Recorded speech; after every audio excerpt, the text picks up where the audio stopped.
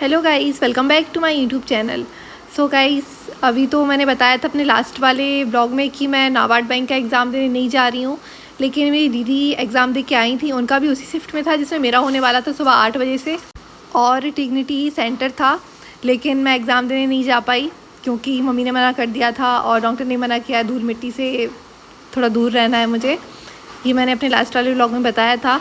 और फिर दीदी जब एग्ज़ाम दे के आई तो उन्होंने मुझे बताया, उन्होंने टोटल 80 अटैम्प्ट किए थे इस एग्ज़ाम में, और बोल रही थी कि बहुत इजी आया था। अगर मैंने 3 दिन से पढ़ा भी नहीं है फिर भी मैं थोड़े अच्छे अटैम्प्ट करके तो आ सकती थी, एटलीस्ट 70 तो करके आ सकती थी, क्योंकि इतना ईजी आया था ये एग्ज़ाम। बाकी इसमें सीट बहुत कम है, 162 तो इसमें वैकेंसी थी, तो मुझे ज़्यादा उम्मीद तो नहीं थी मेरे सिलेक्शन की। बाकी अब देखते हैं। दीदी तो 80 करके आई हैं और बोल रही थी कि रीजनिंग भी बहुत इजी आई थी और मैथ्स भी इजी थी, और उसके साथ इंग्लिश में भी उन्होंने अच्छे खासे अटैम्प्ट कर लिए थे।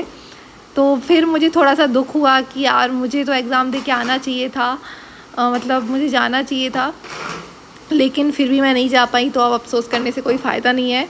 अब नेक्स्ट एग्ज़ाम पे फोकस करते हैं जो आरबीआई आने वाला है, और जब तक तबीयत अच्छे से पूरी तरह से ठीक हो जाए तो मैं उसको स्किप बिल्कुल भी ना कर पाऊँ। तो फिर उसके बाद मैं जो पीडीएफ है उसको टेस्ट टाइप में सॉल्व करने लगी थी। रीजनिंग का तो मैं टेस्ट देती हूँ क्योंकि उसमें टाइमर लगा रहता है, तो टाइम के हिसाब से कर लेते हैं। वैसे मुझे ये टेस्ट दे के पता चलता है कि मेरी स्पीड अभी बहुत कम हो गई है, इसको अच्छी खासी बढ़ानी है, क्योंकि मैं ज़्यादा से ज़्यादा अटैम्प्ट नहीं कर पाती हूँ रीजनिंग में, जबकि करने चाहिए मुझे। मैंने आज 34 समथिंग अटैम्प्ट किए थे, जबकि 40 होने चाहिए थे, और गलत मेरे ज़्यादा निकल गए थे। स्कोर मैं आगे बताने वाली हूँ। और उसके बाद फिर मैथ्स और जो इंग्लिश की पीडीएफ है वो मैंने टेस्ट टाइप में सॉल्व नहीं की थी, क्योंकि मैंने अभी अपने लास्ट वाले ब्लॉग में बताया था कि मेरी अर्थमेटिक तो अभी बिल्कुल भी कंप्लीट नहीं है, और मैंने आज से अर्थमेटिक पढ़ना शुरू भी कर दिया है। अर्थमेटिक तो मैं यस ऑफिसर से ही पढ़ रही हूँ, आशीष अरोरा सर से, और उसका सब्सक्रिप्शन भी है। तो फ़िलहाल तो पूरी कोशिश है कि मेरी इस मंथ में अर्थमेटिक कंप्लीट हो जाए, मतलब इस मंथ में और मार्च में इसे मेरी अर्थमेटिक कंप्लीट हो जाए, तो कम से कम कुछ क्वेश्चंस मैं अर्थमेटिक के करने लगूँ अटैम्प्ट। क्योंकि अगर सिर्फ डीआई और स्पीड मैथ के भरोसे रहेंगे तो इतने अच्छे खासे अटैम्प्ट नहीं हो पाएंगे, बहुत ही कम हो पाते हैं, और कभी कभी डीआई इतनी टफ़ आ जाती है। मैंने डीआई की भी प्रैक्टिस नहीं की है बहुत टाइम से, तो दिक्कत हो जाती है।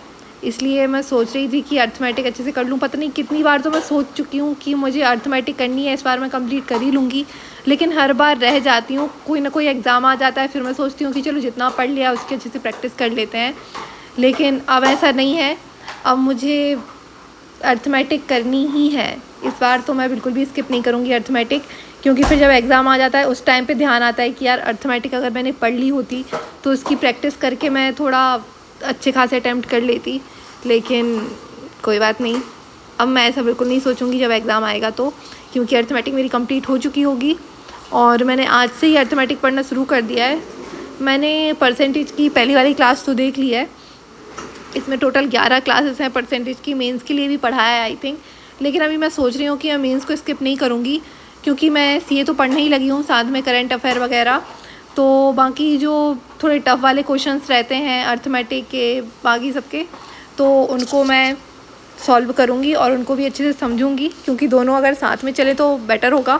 बाद में फिर मेंस के लिए अलग से टाइम मिलता नहीं है, बहुत ही कम टाइम मिलता है, तो अभी मैं सोच रही हूँ कि मेंस को साथ में लेके चलूँगी।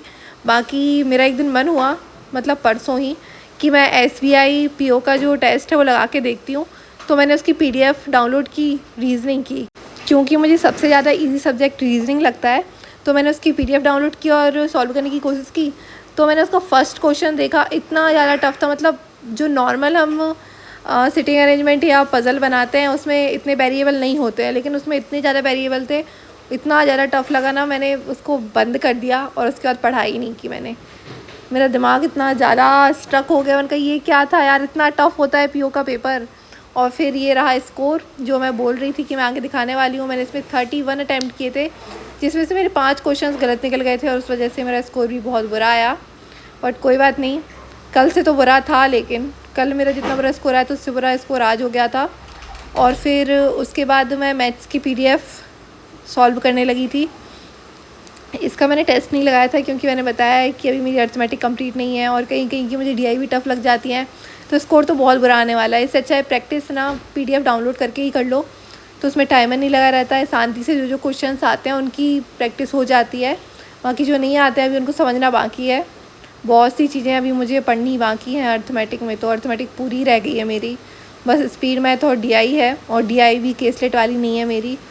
बहुत सी चीज़ें रह गई हैं, लेकिन अब अच्छे से फोकस करना है जब तक ये आरबीआई का एग्ज़ाम आएगा। और इस बार मैंने सोचा कि चलो आरबीआई के एग्ज़ाम तक सब चीज़ें अच्छे से कंप्लीट हो भी जाती हैं, और अगर नहीं भी होती हैं तो कोई बात नहीं, लेकिन एलआईसी का जो आने वाला है, एलआईसी असिस्टेंस, उसको तो मुझे क्रैक करना ही है इस बार। बट अब देखते हैं भगवान की जैसी कृपा होती है, लेकिन मैं कोशिश पूरी करने वाली हूँ। भगवान की कृपा हो तो हो जाए इस बार 2026 में एक एग्ज़ाम तो क्रैक होना चाहिए। और फिर मैंने इसके बाद इंग्लिश की पीडीएफ सॉल्व की थी, और ये जो पीडीएफ है जो मैंने सॉल्व की थी कल दिन भर में, वो मैंने ग्रुप में शेयर कर दी हैं।